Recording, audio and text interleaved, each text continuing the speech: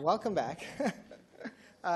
Okay, so next up, continuing on with our discussion of team formation, I'm about to introduce to you Andrew Laffoon, who is the CEO of Mixbook.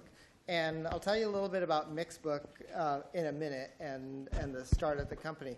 But I think something that's just incredibly relevant to mention here is that how many years back was Mixbook started? Is it 7? 8 years. 2007? 2006. 2006. 2006. So Mixbook was started in 2006. And Andrew, just before the start of Mixbook, and even I think during the start of Mixbook, was basically sitting where you're sitting now. In other words, he is he's started one of the very first companies that effectively came out of CET. Mm-hmm. And so he is, by definition, clearly, alumni of Berkeley, both of CET and Industrial Engineering and Operations Research. And so now let me fast forward to today. It hasn't been that long, but a couple quick facts about Mixbook. One is that they're doing over $25 million per year in revenue. Another fact is that Andrew was named, I think it's Forbes, one of the top CEOs under 30. There's something on the order of 60+ people who work at Mixbook now, and the company is actually located in Palo Alto in the same building that the famous Groupon was actually in at that time. So we've taken over collectively, as if I did it. But on behalf of Berkeley, yeah. We've basically taken over the Groupon building. So with that, I'm really happy that you could be here to extend, and I think it's I'm going to say, a perfect parallel or a segue, which is that Ken has presented the fundamental ideas behind team formation and who you need and how you collect people together. And then I think Andrew's perspective in terms of, again, experiential, like Charles Wang, experiential, his story should reinforce and go along with what Ken just presented. So with that, I'm going to turn it over to Andrew, and thank you. Okay? Thank you. Can you guys hear me okay? Is that coming through? Yeah, I hear it. Cool. How many of you guys are Berkeley undergrads? Okay, a lot. How many of you have started a company before in this room? How many of you have started a company and worked on it for more than a year? 2 years? Keep your hand up if it's 2 years. Okay, cool. So a lot of you guys some of you have experience. It's awesome. So when well, I'll tell you guys a story in a minute. I think it's interesting. Just to kind of intro the talk. What Ken talked about, is it okay if I walk? I don't know if that's going to mess up filming. What Ken talked about is how on your teams you have to have different skill sets, different personality types, different dynamics. One of the things I want to talk to you guys about today is not what needs to be different, although many things do, but it's also what needs to be the same. So what makes a great team? Most of this is not going to be theoretical, so most of this can be pictures, but we'll start here. Complementary skill sets and personalities, as Ken said. But there's also some very important things that need to be shared. There's two things, the two most important, I think, are shared values and shared commitment. And what does that mean? Often when I talk to teams, I ask them this question. If your startup is somewhat successful, how long are you prepared to stay with the company? How long do you plan to keep going? And I've heard all kinds of different answers. So I was curious to ask you guys that question. So if your startup seems like it has some legs, successful doesn't necessarily mean making money, I don't know, but you feel when you start, what is the time frame you imagine spending on the company?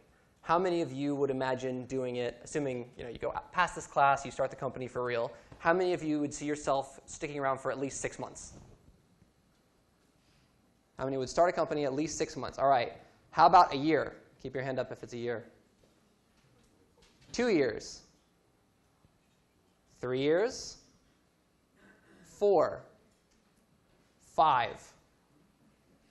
How about 10? Anybody know how long Mark Zuckerberg's been doing Facebook? 10 years. How about Larry Page at Google? I don't even know, actually. I think it's 16 or 17. So the point I'm trying to make is, and I know there's been talk about starters, and there's different skill sets you bring to an entrepreneurial team. But the best companies, the biggest companies, the companies that make an impact on the world, the companies that change the world, take a long time to make. I'm even shocked that we've been doing Mixbook for 8 years, actually. We initially, my co-founder and I said, we think it'll take 3 to 5 years, and then we'll exit and sell the company for some price. And we actually had that opportunity at 5 years, and we chose to raise money instead and keep building it. And we're very, very glad that we did. So shared commitment, one thing I often find is a good filter for teams is teams get together and when you're really thinking about starting this thing for real, right? You're going to quit school, quit your job, go out and start a company for real. You say to your co-founders, how long do you want to do this for? I think it's a very revealing question. It's a very important question to know the answer to. Second thing is shared values. What do you value, right? So a lot of people talk about passion for the idea. It's very important. But you'll find ideas are often subject to change. What's not subject to change is the values that someone has, right? And a startup is like a marriage. Finding a co-founder is someone that you're going to battle with, someone you're going to have fights with, you're going to have disagreements with. You're also going to have to make up and go in a direction at the end of the day. You're going to have to be able to resolve conflict, reach agreement. You have all kinds of crazy things that are going to happen. You're going to fire an employee. They're going to threaten to sue you. Your competitor is going to come and copy your product. You're going to have people say no and not wanting to fund you. You have all kinds of problems. But if you have a base of shared values, right, and those values may be what they are for us, it's just a base of trust and integrity, a base of doing right by the customer and doing right by our employees, right? A couple of these base values, really important to have those shared. So with that, let me give you a short history of Mixbook. So here's my co-founder and I today. Both of us are Berkeley grads. That's Eric. Obviously, that's not me. And we just got this magazine, which is fun. That's also our office today. And this is us 8 years ago. I think we look a little younger. That's at a little startup camp we went to back kind of in the early resurgence of Web 2.0. It was actually when Web 2.0 was new. Probably don't even talk about that these days anymore. What is even Web 2.0? Let's go on. So that's us incorporating the early the corporate form of Mixbook after we had quit our jobs, and that's Eric in his apartment at Berkeley, and me also signing the same thing. So one of the important things, you guys are many of you are meeting each other for the first time, and I'll tell you one of the important things this is probably the single most powerful and important group of connections you will make in your entire life. People I met at Berkeley include my co-founder, my wife, many of our partners at different companies from Google to all kinds of different places. We're CET grads, we're Berkeley grads. And you don't realize how strong and how powerful and how unique a time you're in right now. Even if you don't start a company or immediately after college, even if you go to work at Google or Facebook or Apple or Mixbook or wherever, you're going to build networks there. But there's a unique power in what you have now when you're brainstorming ideas, when you're learning together, when you're in this environment. And how you present in front of the class, people are going to see you. Even if you only have acquaintances that come out of this, that's a very powerful network. And I want you to take full advantage of it because I think it's a very unique thing to have. When you start a company with someone, one thing that's important is that you can have fun. And that you're not afraid to be silly. So this is our first office. It was a dark and quiet place. In fact, our first office, we were paying $400 a month to a nonprofit. We actually had 2,500 square feet, pretty crazy for that price, in San Jose. It was Class C office space, no windows. And all the furniture, including those cubes, was furniture that was donated to the nonprofit that they didn't even want. So people would come. I still remember one of our first director of marketing candidates came in, and he sat on these hideous, look at this chair. This chair, if you rock in it, like, this is the most ghetto ghetto furniture. And I remember one of the marketing candidates came in, and he said, my back is itchy. Are there bugs in this chair? What's going on? And then at that point, I was like, OK, the interview's over. You're probably not going to be a fit. You're not going to make it in the bootstrap environment. It's like, he's like, I remember one of those questions was, so how much budget am I going to have? And I'm like, budget? What do you mean budget? Are you supposed to bring me users with $0? I thought that's what marketing does. Come on. So important to find people you can have fun with. And the early days when you start a company right out of college, you're going to be a little crazy, a little naive, a little absurd. And you're going to work long hours. I still remember, we actually don't work as long hours as we did back then, not even close. At that point, we were working 7 days a week, typically 12 to 15 hours a day. And that is not sustainable. I don't know anyone who's actually done that for years. We did that for 6 months, and we're just completely exhausted. Luckily, we did that and ran into this guy. So one of my friends, Josh Chodnowitz, founder of art.com, he was one of our early advisors. He is actually an excellent balloon popper, as is John Bergstone, who was our professor. And actually, when we were students in the CET, we often went to John with different ideas. And he, of course, has his framework, which I'm sure you guys will learn, of how to evaluate, is an idea a good idea? What's the market size? Is there a customer pain? What's the value proposition?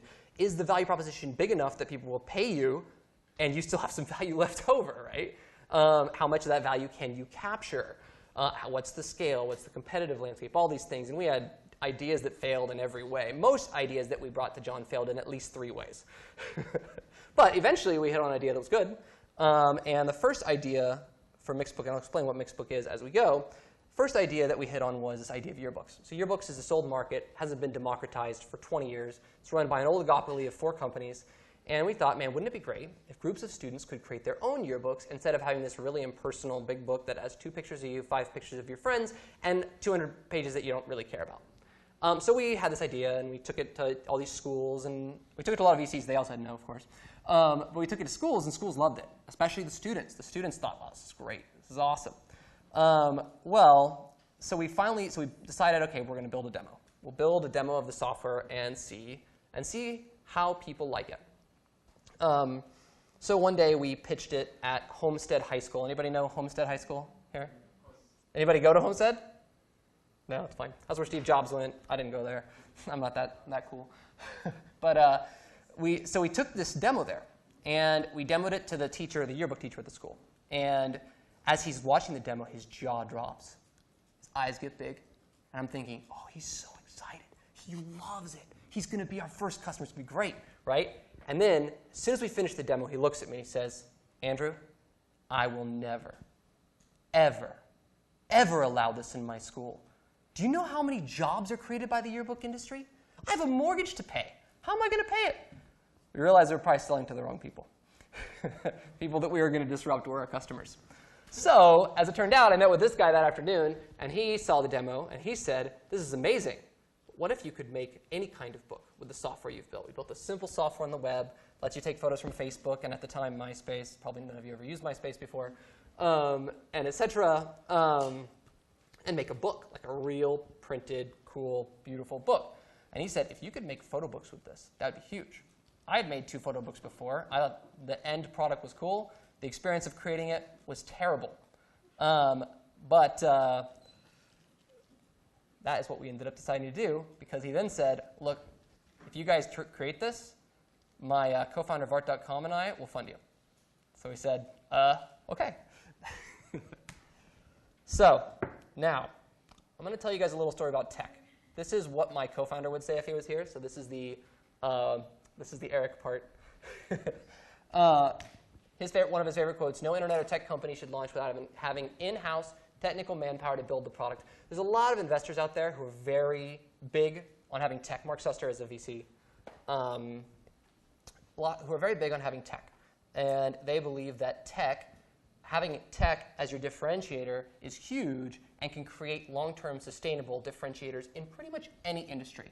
I tend to believe it. I grew up coding. My co-founder, actually, who is our CTO and a genius coder, did not grow up coding and did not major in computer science at Berkeley. So we decided to hire an engineer.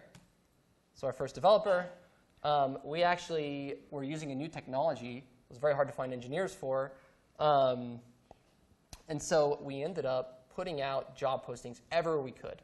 And we tried everything. We tried, of course, the normal stuff, Craigslist and Monster and Dice and all this, and most of those are totally useless. Craigslist was somewhat useful, just a lot of noise. And so we finally just got so frustrated because no one was applying, because this new technology at the time called Flex, and no one really knew it, and the people who did know it were all making tons of money working for Google, who wanted to join some startup that had no funding really and no story and was based in a dinky Class C office space in San Jose. So we got crazy, and we wrote up this job description that said, looking for Flex Neo. This is when The Matrix was a new movie. And it was, the whole job description was, we're looking for someone to fulfill the prophecy and answer to the call. Morpheus is blah, blah, blah, right? All this red pill and blue pill. It's like made up stuff, right? An hour later, we get a resume, Flex Neo's resume. And it literally is like the cover letter's all written up in the same style. And we thought, oh, we like this guy. So we hired Jeremy. He was our first engineer. Long story short, I'll try to make it short. So Jeremy was based in Taiwan. And I had actually had previous experience working with an offshore team. And one of my big takeaways from that experience was you need an in-country manager or someone you really trust. And you really need to supervise them closely. One of the lessons that I learned from the following lesson is that you should learn the lesson the first time. Because we hired Jeremy, he was in Taiwan, didn't really supervise him because none of us knew how to code Flex, didn't really check his code, just kind of had milestones along the way very loosely, and next thing you know it was, oh, it'll be done next week, happened about 10 weeks in a row, and then we realized we had a problem. So we fired Jeremy and hired Luknos. Luknos was the first, he actually wrote a book on C in Chinese when he was 15. Still one of the smartest guys I ever worked with. We tried to get him to relocate from Taiwan, but he didn't. But he created a lot of our back-end technology for generating high-resolution PDFs. And at the same time, my co-founder learned to code. So we decided after this experience of hiring an engineer and having to fire him and not really knowing how to evaluate him, that we needed to learn how to become good at coding ourselves so we could evaluate candidates. It turned out my co-founder became genius and committed to Rails and all this other great stuff. Now he's really good at coding. And we hired our next engineer. This is Dan. So Dan actually, kind of talking about team, Dan was a college dropout who had joined a startup, and we hired him away from Iowa, actually. Many people told us that wasn't going to work out. Hire this guy from Iowa to join your startup. You can't really even pay him. You're going to give him equity. Dan still works for us 7 years later and is actually our lead architect. Turns out he's a genius, and that's been really great. So next lesson. So I mentioned to you that Josh and his partner Mike decided to fund us well. They funded us with $100,000. Wasn't enough for Eric and I to take salary, but it was enough for us to hire and fire a couple engineers and then hire one that actually worked out, actually two. So then at that point, we built a product. We launched it in July 2007, so that's a year after kind of starting the company, which is pretty slow actually. But considering none of us knew how to code and all that, it's probably how long it was going to take. And I mentioned also the pivot of the idea. So we decided we were going to go out and look for money. We didn't have enough. We launched the website, didn't really get much traction. And then we launched a little app on Facebook. That did get traction. That got 2 million users within 2 months of launch. Didn't get any revenue, but it did get users. So we started pitching VCs. And I went to a friend and also Berkeley grad, also Berkeley IUR grad, actually, Oren Hoffman, just recently sold his company, LiveRamp, for $330 million. Great guy. And he said to me, Andrew, look, here's the deal. If you talk to enough investors, eventually somebody's going to fund you. Now, what I didn't realize was he meant eventually somebody will fund you no matter how stupid your idea is, which is true. I thought he meant eventually someone's going to see the light and see that you guys are actually geniuses, and they're going to fund you. Well, it turned out he was right. We pitched over 50 different venture capital firms or investors. They all said, maybe come back and talk to us when you get a little more traction, or have you thought about doing video? Because YouTube's really hot right now, and we don't have any video in our portfolio. I'm not kidding. This is real stuff that they would say. Eventually, we did hit somebody who believed in us. We raised our Series A funding, $1 million from Band of Angels and Labrador Ventures. And that actually came because, in big part, because we had a relationship from here. I had actually TA'd a class for a guy named Ian Sobieski, who's head of the Band of Angels. And he, I don't know if you guys know him, and he ended up being the guy who put in most of the money for our round. The guy who led the round, a guy named Greg, we had met at an event and given him advice on one of his friend's startups. And so then kind of built a relationship, and that ended up, coming into him wanting to fund us. That's actually one of the interesting things. I still recall asking for people to get referrals. So in hiring, one of the key things is hiring by referral, getting someone who, from your employees or from your friend network, that they trust, that they think is great, right? And one of the old adages I learned early on, ask for advice and you get referrals. Ask for referrals and you get advice. So if you meet with someone and you say, I want advice on something, you never know what will come out of it. But if you meet with someone and you're saying, I want money, I want referrals, I want you to work for me, whatever, they're going to always kind of feel a little like you're selling them or that you're trying to get something out of them, versus when you ask for advice, people are much, much more open. And I think that's actually one of the key things that we learned early on. I think Ken talked about the importance of having the list of 30 different skills, right? It's like you don't need 30 people to start a company. You really only need one. But the way you complement, however big your team is by bringing in other people who can see things before they happen, as I like to say. So we brought in advisors in marketing, in fundraising, and helping me build a better pitch deck, in hiring, recruiting, finance, all kinds of things. And many of them will work for free. Like, you just ask people stuff. You go and have coffee. Go have coffee with Iklak, right? And go, and you'd be surprised what happens when you ask people for advice and you open yourself up to listen to what they say, right? I just want to say, this is my model too. I completely buy into this. I think you're hitting on 2 points. One, which we refer to as pay it forward. Just all to help other people, and then it eventually comes back to you. And this other one on if you go to somebody and ask for funding, it's like all the walls are up. Yep. But if you say, hey, I'm looking for some advice. Here's the situation that I've got. Very likely you'll get advice and funding. Right. I think that's exactly right. People love solving problems too. They love helping you solve problems. Yeah. People like to talk. They like being listened to. On that note, advice, like everyone wants to debate about advice. Like, should I take advice? Should I not take advice? Like, how do you know if advice is the right advice? What happens if you get conflicting advice? Guess what? You're going to get so much friggin' conflicting advice, it'll blow your mind. It's just going to happen. Like, I go to my board half the time. You would never have serious decisions to make. Like, you get an offer to sell the company. Yeah. What do? Right? Guess what?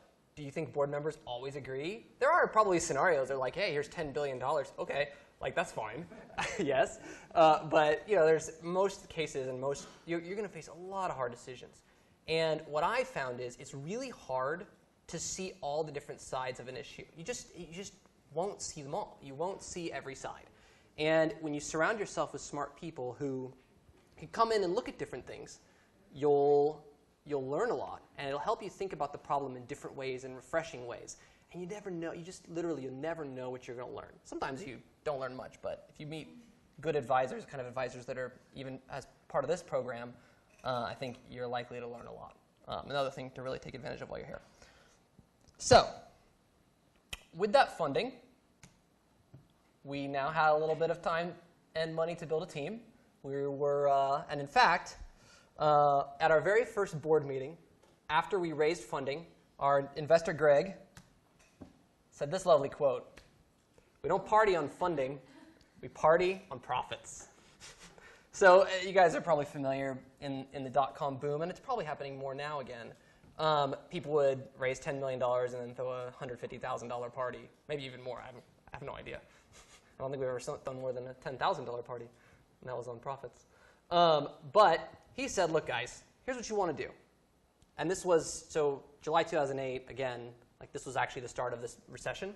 So we literally closed our funding, and 2 weeks later was the Sequoia memo that's like, all right, rest in all companies, like conserve cash, stop investing, stop hiring, no more funding is coming, it's Armageddon, the end of the world, everyone's going to die. We didn't believe that. Yeah, for 5 years, right?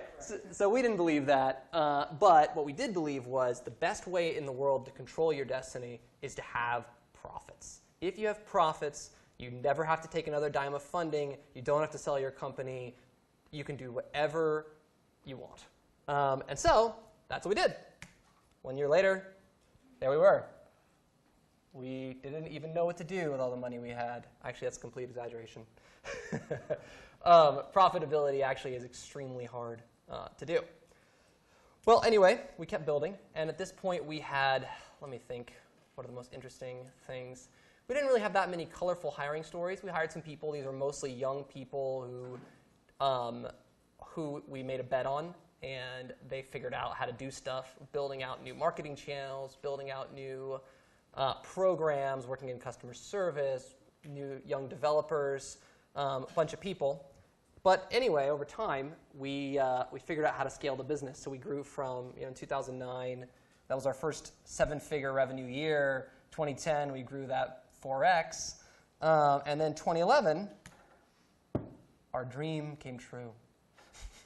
So back when we first started the company, my co-founder and I would say, one day, we're not going to be calling the VCs. They're going to be calling us. And I'll tell you, when you go out of like the number 50 VC who said no, you really think that thought. You just think, one day they're going to be calling me. Oh, yes. Well, it actually happened. I still remember the very first call. I got a voicemail. It is exactly when you don't need it. So I still remember I got the very first call early December 2010. Yes. And I got his voicemail, and I'm like, some growth equity firm, like, who is this level equity, blah, blah, blah, blah, blah. I'm like, VC calling us, that's weird. Never heard of these guys, growth equity, I have no idea what that is. Well, next thing you know, it's them, it's 10 other firms, it's NEA, it's Excel, it's Sequoia, all started calling us. And it got to the point when we were getting 2 to 3 new, well, actually some were repeat. We had new and repeat customers here, calls and emails every week. We had literally partners come to our office to pitch us on why we should take money from them. And I guess the takeaway from that is if you build a great product and a real business, VCs really do call you. Now, what I didn't put on this slide is context matters and luck matters. One of the things I like to say is you can't depend on luck, but great entrepreneurs set themselves up so that when those opportunities come up, when luck happens, you're ready to capitalize on it. So what happened for us is one of our big competitors sold. They got acquired by Shutterfly, one of our biggest competitor. And as soon as they got bought out, a lot of VCs made a lot of money, and a lot of people took notice and said, who else is in this space that we should be funding? And at the time, we didn't quite realize what was going on. We just knew we were getting all these calls, and we were feeling all great about ourselves. The reality of it is there was a lot of luck involved. If that acquisition hadn't happened, I'm not sure we would have gotten this many calls. People wouldn't have noticed who we were. No one would have ever thought, who is this little company making photo books? Not exactly the sexiest product in Silicon Valley. But you got to position yourself so that luck can happen to you. So then we did that thing. Now it's time to build a team. So just so you guys know, if you have questions, feel free to stop me. And any questions, because I think that'll help me. I think questions are like customer feedback. If one person is saying it, 10 other people are thinking it. So there you go. Yes? That it was exactly 3 years? It was actually 3 years to the day. July 11th, 2008 was our Series A, and July 11th, 2011 was our Series B. I don't know why. That was a weird one. And you can't control those things. It's like, 7-Eleven. yeah, it is weird, isn't it? 7-Eleven, I know. 7-Eleven gave us our funding. Yes? Did you have people on your team working for both equity only and getting paid a salary simultaneously? And was there a transparency? Only at the beginning. Okay. At the very beginning we did. And in fact, our first 2 hires, one was not an engineer. She actually was, how do you even call this? She was our first designer, but not like a UI designer, more like graphic design. So for our book templates, you need designs, like build a baby book and a wedding book and this kind of thing. And she also was doing customer service, a bunch of other things. So she came to work for us very early. And she just was working for equity with my co-founder and I. She was almost like an early co-founder in a way. I mean, she had a lot less equity because she joined a year in, but nonetheless, she was working and she got comped significantly in equity. And I think she's very happy now. How do you negotiate that early on when you have maybe a particular technical need that you have to pay someone market rate for? Yeah. But you have a team that's equity only. Yeah. It seems like that might compromise morale. And I'm just wondering how you negotiate that. Yep. Ah, yes. Well, here's a couple things to think about. One, people talk about comp. And we've had issues related to this, actually. So of course, if someone joins 4 years earlier than the other and they have way more equity, obviously that makes sense, right? It has to do, people accept something if it makes sense. I guess there's not a general rule here. Like your team is going to think about things differently. If you're a co-founder, you're probably going to get paid less in cash. Almost all my engineers have made more salary than me for the whole life of the company, even today. That's partially because we are always telling the board, like, forget cash, I don't care about cash, forget bonus, I don't care about bonus, just give me as much stock as you can possibly imagine, and then that's great. Because that's just, it's better alignment, right? Just 1 second. So I would say it's a balance of do what you, basically all I can say, the best that I would say is do what you feel is right. And if you can explain it and it makes sense, then that is what it is. And you just have to go through some hard conversations sometimes related to it. How do you have the confidence when you were pitching for those top-tier VCs? That's a good question. I didn't always. It's like what I tell, what do you want to call this, right? The biggest thing to fear is fear itself. The reality of it is all these smart people don't know your idea better than you. They don't know your company better than you. They don't know your vision better than you. They don't know the space better than you. If someone comes up with really strong evidence that's compelling, that's empirical, scientific, that it won't work for some reason, you should think about it. You should look into it. And if you don't have a good counter-argument, like I don't know what to say, I've never seen that happen. That's really rare. Typically, ideas are much harder to quantify. They're a vision that's in your head. It's a picture of a reality that you have to create. And typically, there's a huge gap between what's in your head and what you can actually communicate to someone. So when a VC tells you no, they're not saying no to the vision you have. They're saying no to what you said. They're saying no to your slide deck. They're saying no because they have 10 other pitches that day they're listening to, because they have 1,000 other companies applying to talk to them, right? VCs will take a meeting easily. They take so many meetings. It's absurd, right? And I think people will say no to you all the time. I would also say, I think Ken mentioned, right, entrepreneurs are often people who have had pain in the past, have had hardships. My co-founder and I both were nerds. So we got picked on, we got bullied, I was terrible at sports. I'm used to adversity. I'm used to people telling me no and failing repeatedly. And I'm also used to finding out what my limits are. Guess what? I'm not good at sports. Well, oh well, I'm not. So that is what that is, right? You have weaknesses. But when it comes to a vision, you have to believe. And if you're really passionate, I tend to believe that you never give up. And this is one of my overarching points, one of my overarching passions. If you look at entrepreneurs across all types, all companies, all spectrums, social entrepreneurs, for-profit entrepreneurs, all kinds. The number one thing, the one characteristic that you can see across all is persistence. They don't give up easily, right? And that's That's the thing I have against the whole fail fast thing. I'm sure you guys have heard this whole fail fast thing. I get where it comes from. I understand it. And I think failing fast in context makes sense. But I don't think giving up on a company after 2 months makes any sense. When you're building a company for real, right? In a class context, it's different. But when you're building a company for real, you got to stick it out. Sometimes you have to change the idea. Sometimes you have to change things. But don't be afraid for people to tell you no, because guess a lot of people will probably tell you no. I think the word that goes with fail fast quite often is adapt. Yeah, adapt, right. So it's not necessarily just stop. Yep. It's realize when you're heading to a wall and maybe you should turn right. That's right. They say that one of my favorite quotes or sayings is, the only real failure is failure to get up. So then we built a team. So let me talk to you guys about Andrew, the team. Are you taking questions in between? Or? Yes. So we have 2 questions up here. Oh, sure. Okay. So my question was that there's plenty of players in the photo book space, right? So when you guys started, was it like a unique idea back then, and what did you tell the people you were pitching to? What set you apart from the rest of them? Yeah. So that was a problem even then, and our idea was unique, and it's actually the uniqueness has changed now as happens. So at the time, what was different. If you actually went to make a photo book on the web, you would use these kind of very strict templates and really a pretty terrible online interface to make it what is actually a pretty cool thing, a book with your face on it, or your kid's face, or your dog's face, whatever else, right? Or your puppy.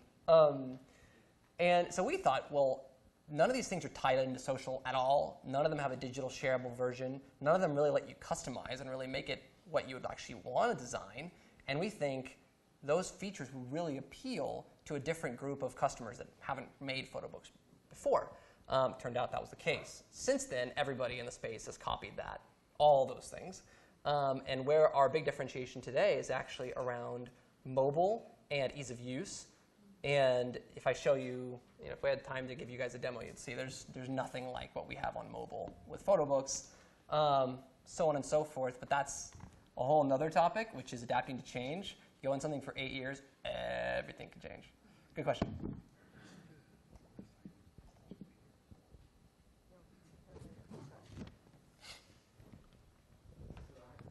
I have some question about your founder responsibility. So you have 2 founders at the beginning, and then how do you divide the responsibility? You both coding, who is doing the business? Yeah, that's another interesting thing. So it's interesting because Eric and I, we have complementary skills, but we have a lot of similarities too. So obviously both of us code, both of us are technical, both of us actually design as well, which is even weirder.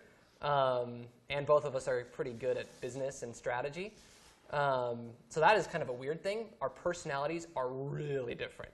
So my personality is I'm the bigger picture organizer and biased to action. Like, let's start right now. Like, let's not plan a second more, right? Whereas my co-founder is more plan and execute, much more methodical, organized in that way, but not in kind of as much the big picture. He also is, interestingly, also seems a weird combo, but he's very big on ideas.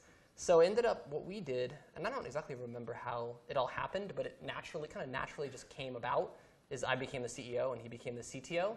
So I basically run everything except for the code part, and then he does a lot of the coding and manages the development team and all that kind of thing. Thank you.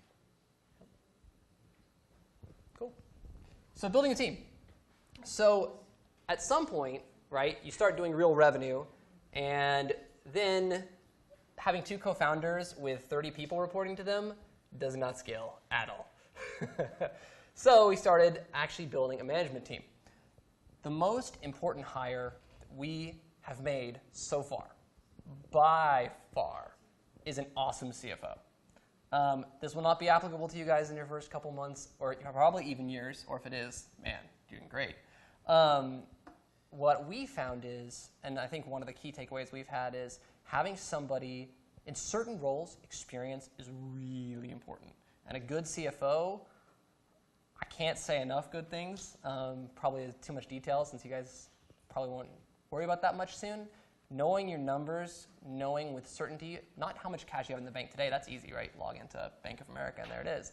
How much cash you're gonna have 6 months from now, what that's gonna look like, What do you, and in a business where you have payables and receivables and all these complexities, understanding your forecast and your financials and all the different types of analysis that go along with that is so critical, so important. And we found that to be crucial. And really building out the management team, what we found is it got so overwhelming and so busy as the company started to scale, I didn't have time to lead. I think Ken was talking about management, right? Project management. In the ideal world, at least for me, that is not my cup of tea. That is not what I want to do. I want to hire people who can do that really well. But it became literally just kind of managing all the crap going on and no time to actually really lead and take the company in a direction. And it started to feel like, all right, we're just like each person is like going off in a direction, and each kind of piece of the company is going off in a direction, but it's not in one direction. It's not in a unified movement. And hiring a great management team really helps with that. Some images. This is what our website looks like. You can look it up yourself. We make books. This is our mobile app. It's a really cool book. There's this new product. This, I don't know why this was on here. Okay. Lessons learned. So what did we learn along the way? I already mentioned this. You need shared values, shared commitment, complementary skill sets and personalities. One of the most important things, and I think, again, Ken really touched on this, is being self-aware. I'll tell you, this idea of outgrowing people is really terrible in a way. You're like, you hire this person early in the company, and then next thing you know, you have to have a conversation with them because you need to demote them or fire them. Oh man, that's a hard conversation. Someone who worked 80 hours with you, someone who worked for very little pay in the early days. How do you do that? That is hard, but it happens because it's very simple, right? If a company is growing 5x year over year, and you are head of customer acquisition, you think your job changes? How often do you think it changes? It changes a lot. You have all kinds of new things that are changing around you. That's a materially different job at the end of that year. It's materially different. And it applies in all the different areas. You've got your head of HR. You'll find that early on in the company, you get all these heads of this, heads of that. Like, half the time, they don't scale. It just is what it is. Like, they just don't. And I think the other thing is, and I think Ken mentioned this as well, is sometimes you don't scale. And sometimes you need to know that. That doesn't necessarily mean, you fire yourself. But you hire people who help you where you're weak. And it's actually pretty phenomenally amazing that Mark Zuckerberg did what he did, or Bill Gates did what he did, or Steve Jobs, or Larry Ellison. Mark Zuckerberg would not be there if he did not have more than 50% of the company. It's true. And I think there were probably times. This board would have gotten rid of it. Yeah. And it's typical. But I found one of the things we did actually, our investor highly values founder CEOs and founders sticking with the company. And we found that to be key because we're really aligned with that. Not every entrepreneur wants to stay, by the way, but I do. And we kind of feel like who else in the world is going to have as much passion and vision? Yeah, there's a million people more experienced. You could definitely hire a better journeyman CEO, but you're not going to have someone more passionate and visionary. And I think being self-aware for yourself about how your job is changing, but also being self-aware for the company. You see people in these different positions. Those are very important things. And you might be selling short the whole company by leaving someone in a position for longer than they should be once it's lapped them. And having those hard conversations. I forget, Ken talked about that, the puppy shooter. I don't think about it as shooting puppies, but I do think about it as you got to be honest with people. You got to give them a shot. And if they can't perform, then that is what that is. His puppy shooting thing is more about the product, not the people. Yeah, good. So this is obvious. You need more than 2 founders or however many founders you have to scale. Hiring great executives is hard. The first 2 executives I hired, I fired subsequently, including their teams. That was not fun. It was actually a layoff. That was not fun. That's a whole other story. And then I hired new ones, and they're amazing. It's extremely difficult. It's extremely painful. People say, for hiring, your typical success rate, a good success rate is 50%. And we have been a little better than that, and we've gotten a lot better recently because we've gotten a lot tougher. When we raise that funding, again, I think Ken mentioned this, right? When you raise the funding, big funding, a lot of things change. That's what happens. And one of the things that we fell into this trap that came out of this idea of like you have all this money in the bank and the VC say you're supposed to spend it. Fell into this trap of you can, as long as you fire fast, it doesn't matter how fast you hire. You can hire fast too, as long as you're going to fire fast, right? And people tell themselves like, oh, I'll fire fast, like if someone's bad. It's so friggin' hard to do, and some people are good at it. I'm not like, I don't like confrontation, so I have to really know that someone's bad if I'm going to fire them. And what ends up happening is you end up hiring these people that aren't good, and guess what? People who are A's hire A's, but A minuses hire B pluses hire B's, and so on and so forth, right? B's hire C's. And you get these people in your company, and the next thing you know, it's like, what the kind of company am I working at now? Am I out of time? Okay. And the other thing is somebody who's great for Google or Facebook might not be great for you. Although I will say, if you can get someone from Google or Facebook, they usually have a great network, and they can recruit other people for you. Yes? So what makes a great executive? Well, that's a complicated question. So I think the most important by far, right? The most important thing by far is cultural fit, and do you see eye to eye with them? Because ultimately, when you're delegating a role of like if you're delegating a role to a coder, it's not that complicated to evaluate what they're going to do. You're not looking to them to lead a product. You're not looking to them to build up new business and run the P&L, right? Often when you're hiring executives, you're hiring someone to do something you've never done before, but you want them to make decisions that as if you were making them. Because guess what? They're going to make a lot of decisions every day that you don't even hear about. And if you have to micromanage them, you're in a whole world of pain, right? If you try to micromanage an executive, that's just not going to fly. Well, not a good one. You could get a bad one and micromanage them. And then, again, you end up in a whole world of pain. So my biggest thing is testing for cultural similarity, testing for values, right? In a lot of ways, hiring an executive is almost like hiring a co-founder. Not hiring, finding a co-founder. You got to have the shared values. Shared commitment's a little different. I mean, they're not going to have as much equity as you. And then the key question I like to ask executives, beside actually I always ask this, what's the most painful experience? But a lot of times people are prepped for that. One of the ones I ask executives is, tell me how you would evaluate a potential candidate to hire for your team, and have them walk you through it. And sometimes a couple different positions. Usually I like, so let's say you're hiring a VP of marketing, or I'll say, what would you do if you're hiring a director of marketing or director of whatever, right? They'll usually tell you about themselves. Because people usually look, and if you ask them directly, executives are really good. They know have been through so many interviews. They know they've hired people, right? Once you've hired people, by the way, interviews is such a different thing. You go into an interview and you just like, it's like you've seen The Matrix. It's just totally different. So in any case, I think. That movie has obviously had a huge effect on your company. There you go. So yeah, the other thing is resumes. We've hired people with really fancy resumes and fancy credentials and had them totally fail. And just because someone's successful in one environment does not mean they're going to be successful at yours. And all kinds of examples, right? A great recruiter at Google, what do you think a great recruiter at Google does? A great recruiter at Google is really good at finding what's wrong with resumes because they have way too many resumes. You're not going to have that problem anytime soon. You're like spelunking on LinkedIn just hoping someone will respond to your email. That's what you're doing. You're 2 a.m. and you're the founder and you're friggin' emailing people when you have 60 people in your company and you're cold emailing people. That's what recruiting looks like when you're a startup. Okay, management, really simple. The simplest quote I ever heard about management, managing a team, expect and inspect.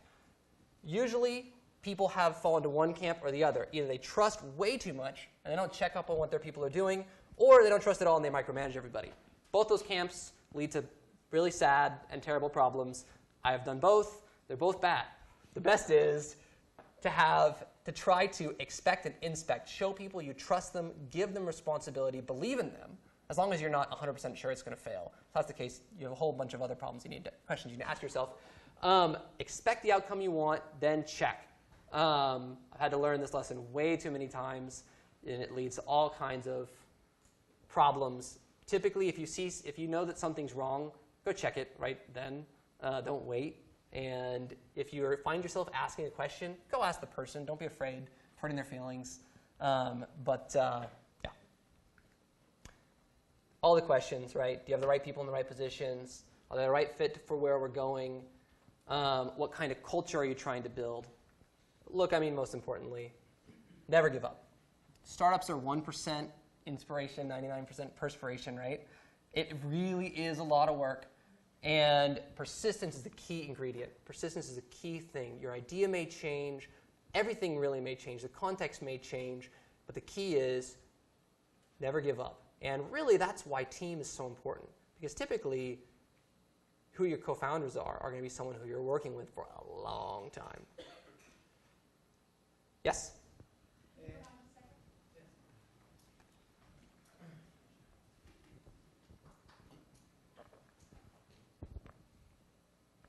Can you explain us, or how did you come when you decided to give up the first 1 million and then 10 million? How did you get to the evaluation?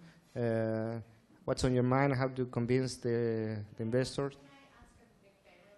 Just because we're running so late on time, is it possible that you can ask during the break? Sure. Because unless it's a quick answer. I can give a quick answer. Well, answer this one, and then we'll let people come in and ask you questions for the Yeah, that's fine. So this is a very simple question. Valuation in an auction with multiple participants is very different than valuation in an auction with only one. If you're in a one-man auction where it's just you're negotiating valuation against one person, that's really hard. There aren't really real metrics to this. Like, people just make it up, and VCs think about it very differently than you, and I'm sure you guys will have experience learning about that in this course. They're looking for percentage ownership, other things like that. If there's multiple people participating in the auction, totally different game, totally different. What you want, multiple people participating in the auction, because then valuation discussion, really easy. And I'll leave it one more thing, and then don't be afraid to dream big. Cost of a big dream and a small dream is exactly the same. It's your lifetime. So don't be afraid to dream big. Go out and change the world. Is this your quote? No. I don't know who it's from, though. I was told it. All right, let's go. Yeah.